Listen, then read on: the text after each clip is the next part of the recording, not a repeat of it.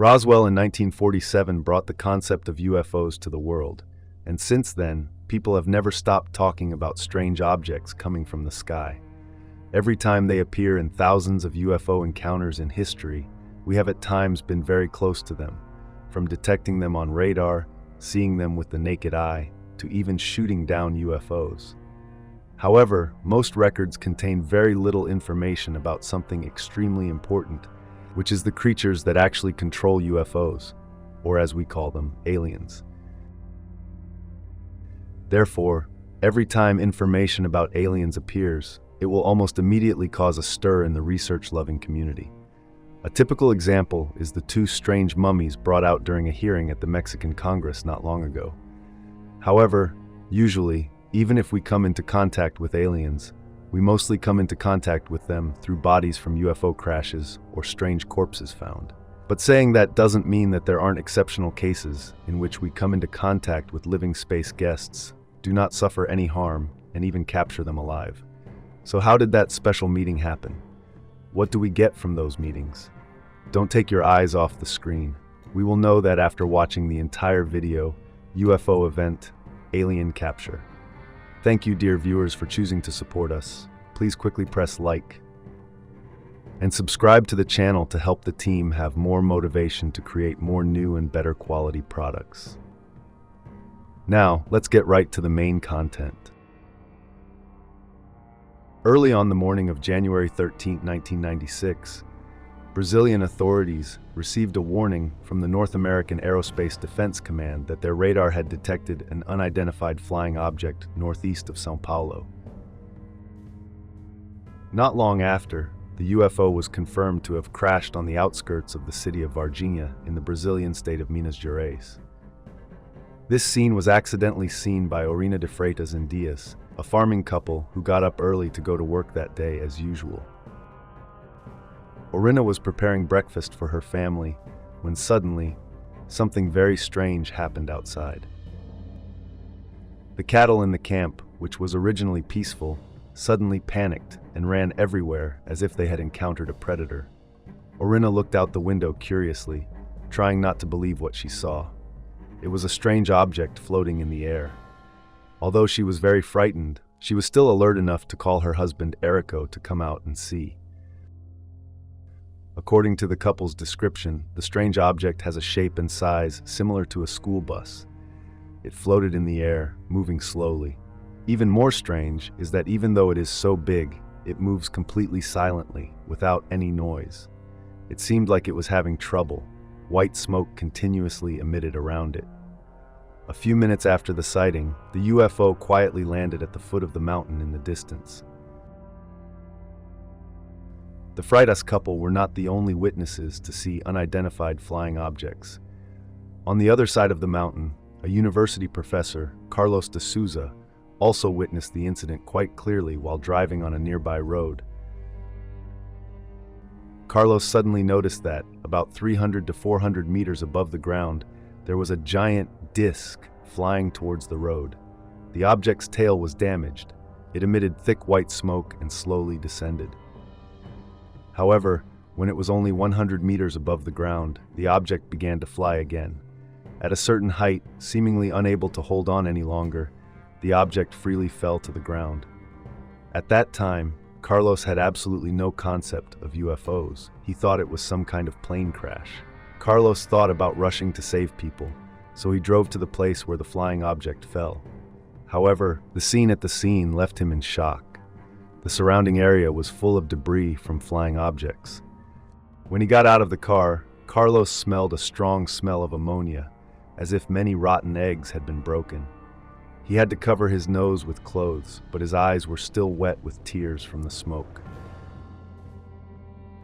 When he walked closer to the flying object and looked closer, he noticed that the texture of the debris resembled aluminum foil. In Carlos's words, it's like foil wrapped around a grilled chicken. Carlos picked up a small piece. It was extremely light and thin. He easily rolled it into a ball with his hands, but when he let go, the fragment stretched back to its original shape immediately. Just as Carlos was struggling to know what to do next, several Brazilian army trucks also arrived. They immediately threatened and chased Carlos away immediately. In 1996, Carlos gave a short interview to the media and described the situation at that time. However, immediately after that interview, he disappeared from public view for 26 years. Why is that? If this UFO crash ended like that, it would disappear into history as if it had never happened, because it was simply a few vague accounts with unknown witnesses. But fortunately, things are not so simple. 7 days later, on January 20th, 1996, the three girls were Katia Xavier, 22 years old, Lillian Silva, 16 years old, lives near the Makim gym in Sonda, Varginha, and 14-year-old Valkyria Silva experienced something that girls will never forget for a lifetime. Before that, Lillian was walking in front, followed by the other two girls. As they passed by a wall, Lillian suddenly saw a terrifying creature crouching by the wall. She screamed in panic. Kia and Valkyria quickly ran over and also saw the creature. They described the creature as having a brown body, looking slippery and greasy, with very large red eyes. The head has no hair but has 3 protruding buds. There seems to be no mouth, and there is no expression on the face. This creature's arms are very thin, clamped tightly between its legs. The girls could feel the creature seeing them, as scared as they were. Finally, the girls ran home and told what they saw to Luisa Silva, Lillian, and Valkyria's mother. All 3 of them believed that they had encountered some kind of demon and were haunted for a long time. When Luisa persuaded her 3 daughters to take her back to the wall again, the strange creature had disappeared. But Luisa still believed her child's words. Why does she believe this? That's because she saw this creature's footprints on the ground.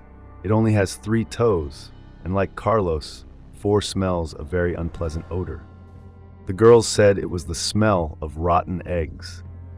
Luisa described the smell as worse and more pungent than sulfur. She could still smell it for the next 20 days. She even had to use alcohol to cover up the feeling of that terrible smell. After the girls reported their findings, military trucks appeared again. Varginha residents said this was the first time they had seen soldiers so armed, as if they were ready for battle in the city. Soldiers blocked the streets, pointing guns at anyone who tried to cross the blockade. After the army sealed off the streets, they began searching. Officer Marco Cherre and his companion Eric Lopes received orders to patrol the area where the girls witnessed strange creatures. While they were on duty, a creature suddenly ran towards them. In front of their car and across the street, Marco immediately got out of the car, rushed forward, grabbed the creature with his bare hands, and took him to the hospital. In the process, this creature scratched Marco, and its strange slime stuck to him. At first, Marco didn't pay much attention to this, but soon he felt a bit uncomfortable. The next 2 weeks, Marco's body got worse and worse. His whole body also exuded a stench like rotten eggs. Ultimately, he had to go to the hospital for treatment. Cesario Lincolnfado, the doctor involved in treating Marco, said the entire medical team conducted all possible tests but absolutely could not find the cause of the disease, let alone diagnose it. Devise an effective treatment plan. The only thing the doctors were sure of was that Marco's immune system had completely shut down. On February 10, 1996, Marco, just 23 years old, was taken to the ICU for emergency treatment and was pronounced dead 5 hours later. According to common sense, because the cause of Marco's illness had not been clearly determined and his death was so strange, the hospital considered performing an autopsy for further research.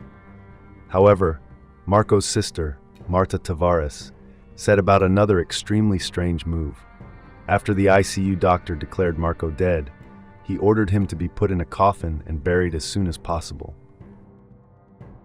Although the report released by the hospital showed that Marco died from sepsis and then a lung infection, many people still suspect that Marco may have been infected with an alien virus of unknown origin. It sounds crazy, but Marco clearly came into contact with the strange creature without any protective gear on. Is this true? Also, that day it wasn't just Marco, but also his partner. So what is the fate of Eric Perez? For decades, many people have tried to contact Eric to find out what happened that night. but without success. Until the documentary film crew, The Time of Contact, found information about various channels, but he not only said that he would chase away guests with bullets, but also repeatedly warned that they would encounter person. There will be trouble if you don't stop. Although there was no definitive information from Eric, his reaction seemed to imply that this incident was not simple. It should be buried forever. Let's go back to January 20th, 1996, the day Marco captured the alien. Through many declassified documents, it is known that, in fact, a total of 2 alien creatures were captured. One was captured by Marco on the spot as mentioned, and the other was captured by the local fire department in Varginha the previous morning when the girls witnessed the alien creature. That day, the fire department received many calls from residents. People reported seeing scary animals somewhere and asked firefighters to come catch them.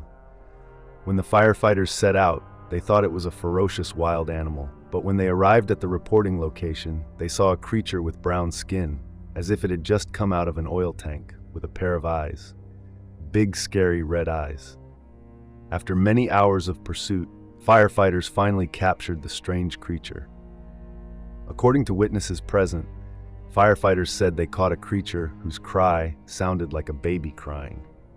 In the area where the girls discovered the alien creature and Marco captured it, there was a family who told the Moment of Contact crew about their strange experience. Just one night after the alien creature was captured, when their family went out to receive the food they had just ordered, they saw a strange object appear in the sky. The object was very large, silver in color, but emitted very red light. It resembled a rapidly spinning disc, hovering in the sky for about 15 minutes, as if searching for something. And perhaps many people have somewhat guessed that the alien creature captured by humans before was probably the alien pilot on the crashed cigar-shaped UFO. This saucer-shaped UFO is most likely the same team as the crashed cigar-shaped UFO, coming to search for the missing pilot. However, it was one step late, and humans caught it first. So, what happened to the 2 mysteriously captured aliens?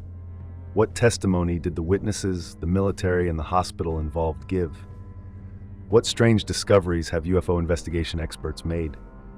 The producer of the documentary Time of Contact, James Fox, also revealed that there was an important detail that he did not include in the documentary. We will continue to answer these extremely mysterious questions in the following section. To summarize a bit, here we are having a UFO crash and the capture of 2 alien creatures of unknown origin. One captured by the fire department on January 20th, and another was arrested by Officer Marco that night. For ease of distinction, we will refer to them as organism number 1 and organism number 2, respectively. Both organisms were sent to 2 different hospitals. Organism number 1 was sent to Humanitas Hospital, and organism number 2 was sent to the local hospital in Varginha. First, let's talk about creature number 2 that Marco caught. According to those involved, after being captured, creature number 2 was dying and did not survive the next day. So what really happened after it was taken to the hospital in Varginha? 26 years later, the old radiologist himself had some remarkable shares. However, he requested that his appearance not be revealed, and even his voice had to be changed to ensure his safety. The doctor said that at that time, there were up to 10 soldiers guarding the hospital. No one was allowed in or out. 2 other people and 2 officers entered the hospital and took out a black bag from the trunk. An officer asked the doctor to help him take an X-ray, but warned him not to allow him to open the bag. After the doctor carefully took the scan as requested, the military did not show the photos and said, "Thank you very much. Your work has been completed. We ask you not to give any information about what you saw and did. This concerns your own safety." The doctor also mentioned that the creature in the black bag emitted a very strong odor, like a mixture of ammonia and sulfur, completely consistent with the testimony of previous witnesses. Even after the army left with the bag, the stench did not go away and lingered at the hospital. They had to process it for a long time before reopening to serve everyone. The doctor also especially emphasized that the smell was extremely unpleasant because he kept smelling it in his nose and respiratory system for about 3 to 4 days after. And you probably remember Miss Liz Silva that we mentioned in the previous section. She once said that she could smell the stench for days and had to use alcohol to clean her nose. She and this doctor did not know each other at all, but shared a relatively similar description. Putting aside the story about creature number 2, this time we will see what happened to creature number 1. Unexpectedly, everything seemed much more strange. Creature number 1 was still alive when taken to the hospital, but in an extremely weak condition. The military asked the doctor to quickly perform surgery on it. In the documentary called The Brazilian UFO Crash, the Varginha Incident, a soldier working as a security guard at the hospital area made a phone call to the editor-in-chief of UFO magazine. He talked about his strange experience. The other soldier said he couldn't believe his eyes because what was on the stretcher was a real alien creature. While the doctor was operating on the alien creature, he had to keep strict guard in the operating room. At that time, he did not know whether the alien creature was alive or dead, nor whether the doctors were doing an autopsy or conducting treatment. He only saw that the doctors were busy, and the expressions on their faces were the same as his, filled with tension and panic.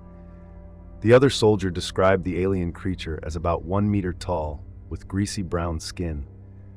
Not only that, what's even scarier is that it has big eyes and a pair of claw-like hands.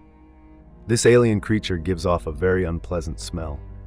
Their superiors were even worried that people would get sick from this terrible smell. After the surgery was successful, he and his teammates were kicked out, and the doctor finally declared the alien dead.